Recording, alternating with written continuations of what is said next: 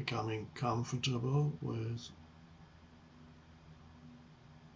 just being,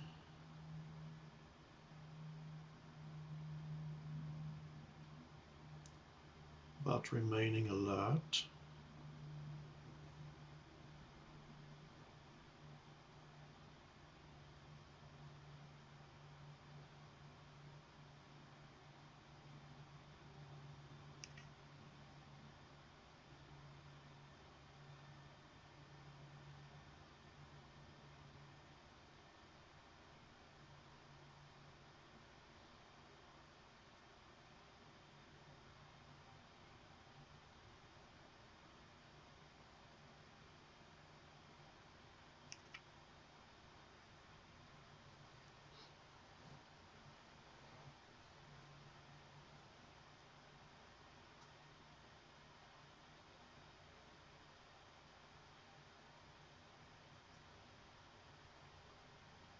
Become aware that there are moments when you're not thinking. And then thought happens again. And then there's another moment of just spacious presence.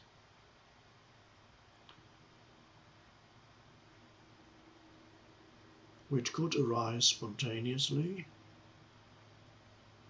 or you could invite it into your life. Consciously bring more spacious presence into your life. In daily life, with a simple thing like, for example, occasionally looking up at the sky. Well, I don't see the sky here because there are trees out there, but usually there's some sky somewhere. Look up at the sky and for a moment be aware of whatever is there, whether it's clouds or clear sky or completely overcast. Just be aware of the totality of the sky, which is a vast spaciousness, without calling it anything in your mind, just looking at the sky during the day. It's amazing that many people go throughout the day without ever really being aware of the sky above, because they're so concerned with what's happening down here below. So they're never aware of that spaciousness that surrounds them. So just looking at the sky brings about a moment of spaciousness and an interruption in the flow or the stream of thinking, identification with which constitutes the personal selfhood, sense of self. So sometimes that arises spontaneously in your daily life, a moment of space, a gap between thoughts. And when you don't know, you're not really aware of it, then you only sense it as a moment that feels good, a moment where you feel some joy or a heightened sense of aliveness or some inner peace, or even just a contentment with what is. And usually that means there's been a gap has arisen in the stream of thinking. You may not know that and may only interpret it as I said, peace, joy, aliveness, happiness, a generic term that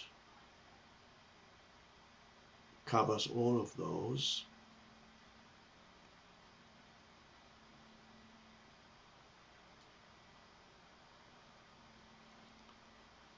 And when you become conscious of it, when it arises spontaneously, then it can deepen and you can be in it for longer. You can be in the timeless dimension for longer. Slight paradox. I'm talking about it from the dimension of form, where there's time, looking at the times, and then the paradoxical statement arises, you can be in the timeless for longer.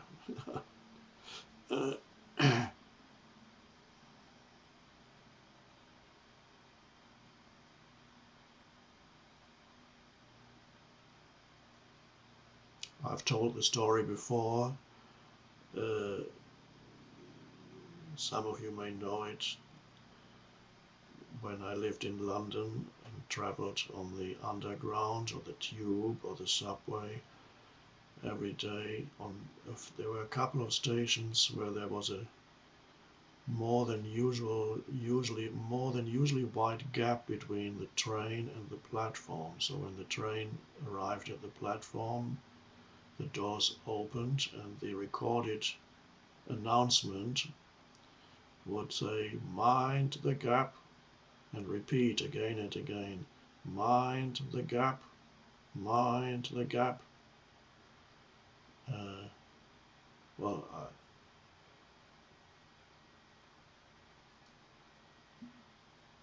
And of course some tourists who didn't know English well enough were something, "What gap? What's gap? Where's the gap?"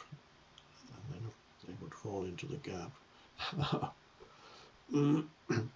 But that could be a spiritual pointer. Be aware of the gap, the inner gap. Be aware of what is a gap.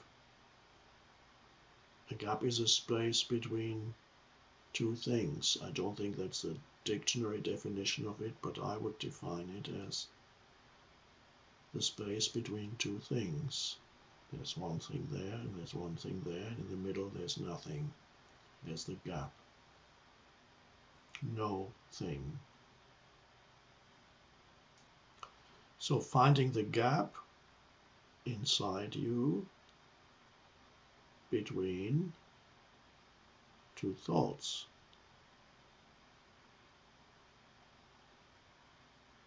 Either being aware of it as it arises spontaneously in your life, when you're looking at beauty or something new and unusual before you interpret it. There's a moment of just spacious perception.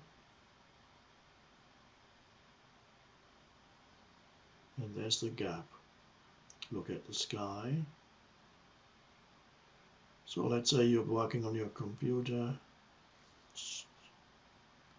and then the phone rings, you answer, and the text messages come in, and then you become aware of, okay, the moment of spaciousness, and then you look at the sky.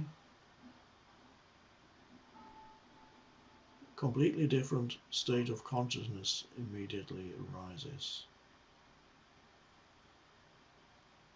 And give yourself half a minute or 1 minute to look at the sky. Half a minute, it's fine.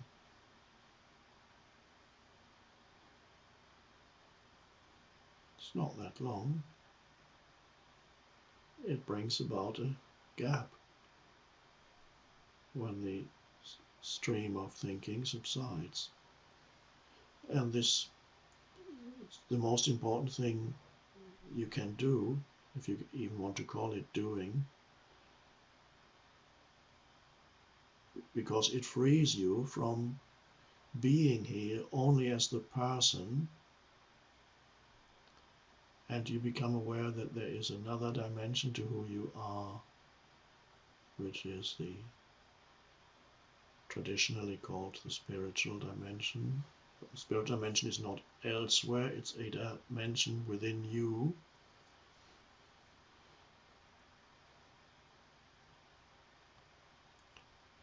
Where who you are as a person is transcended. And if you don't find that transcendence in your daily life, then there is no spiritual dimension in your daily life. Even if you talk about and quote spiritual books, there's still no spiritual dimension in your daily life unless there's the gap. And it becomes as familiar to be the space as it is to be the person. In fact, more familiar, more satisfying. You really feel that there you are yourself in that space.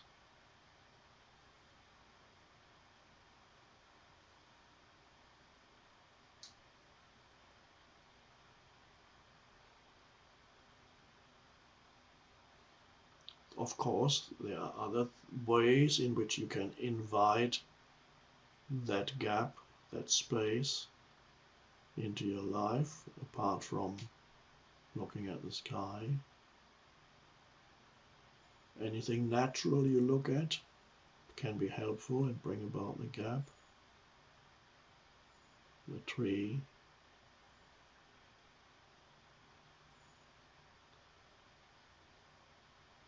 but you have to look innocently, with innocent perception, not judging it, comparing it, or referring to your knowledge or memory about it, or associations, mental associations, none of that. Just looking like a child who hasn't learned the names yet.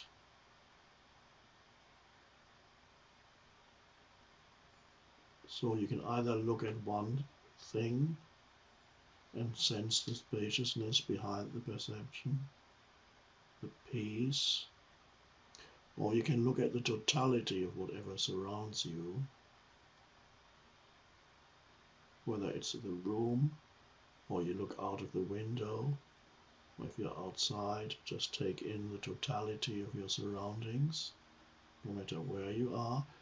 You could be in a mansion or in a prison cell. It works in the same way. And then you become aware of, yes, there's all these perceptions, but there's also a sense of spaciousness behind them, peace. And when you access that dimension, whether you live in a mansion or a prison cell, still, of course, makes a difference in your life, but it's no longer of absolute importance, that's how I put it. It is of relative importance. Before you have access to that dimension, whatever happens in your life is of absolute importance. It absorbs you completely. It determines your happiness or unhappiness.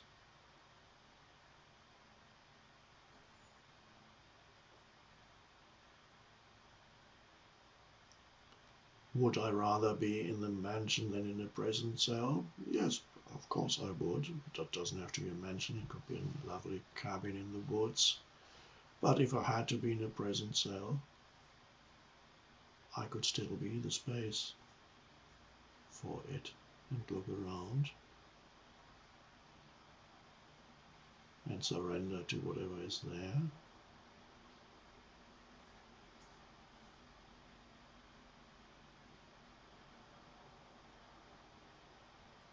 So just looking around you is another way of, if you don't name it,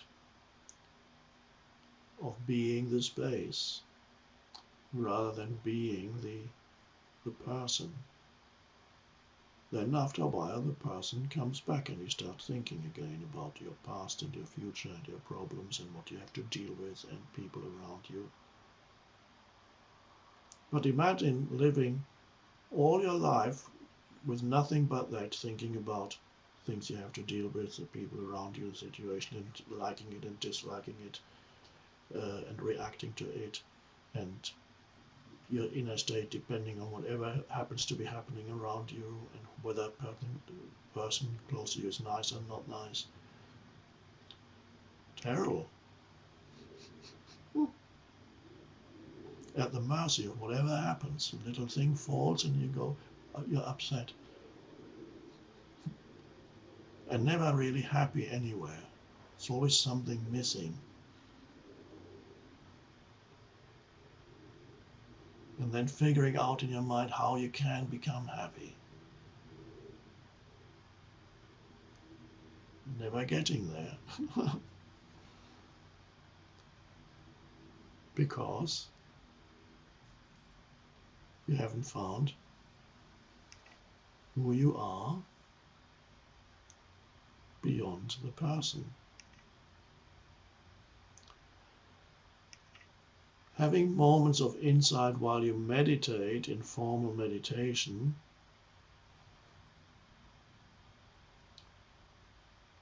where suddenly perhaps you have a glimpse of just being the presence, being the space. That's wonderful.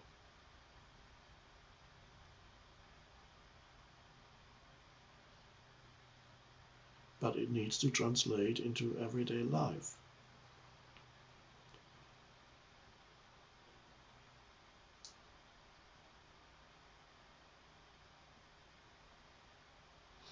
Otherwise, you can only be free when you sit cross-legged on the floor and have your eyes closed and your hands in a particular position, and then you go, oh, oh. And then you open your eyes again, and it's time to get up. And immediately you're flooded with mental stuff, stream of thinking. So you just meditated, what do you have to do now? It has to. So therefore I say it is more important, if you have formal meditation, it can be a wonderful help. Even more important it is to have spacious moments throughout the day, so that you become liberated from your attachment to the person, your complete identification with the person,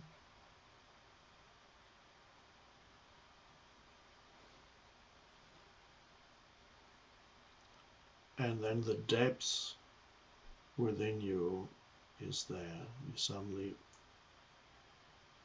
feel, sense that you are deeper than you thought and ever could think.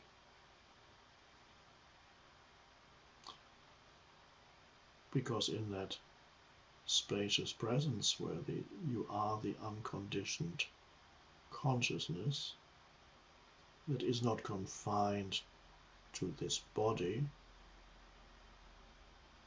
that is where you are connected with the one universal consciousness,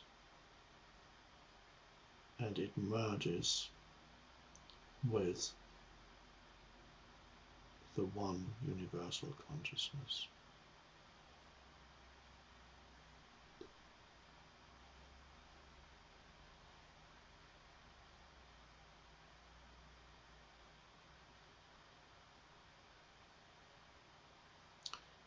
So when you look at a statue of the Buddha, this is not the statue of a person that once lived. Nobody knows what the Buddha looked like. The statue of the Buddha represents a state of consciousness, and it is a state of consciousness of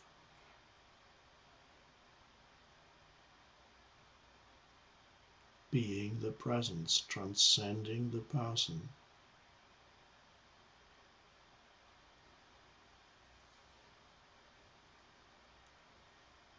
And that's why the good statues of the Buddha have a hint of a smile, because that is where true peace is found, alive peace. And so the Buddha goes like freedom from the person,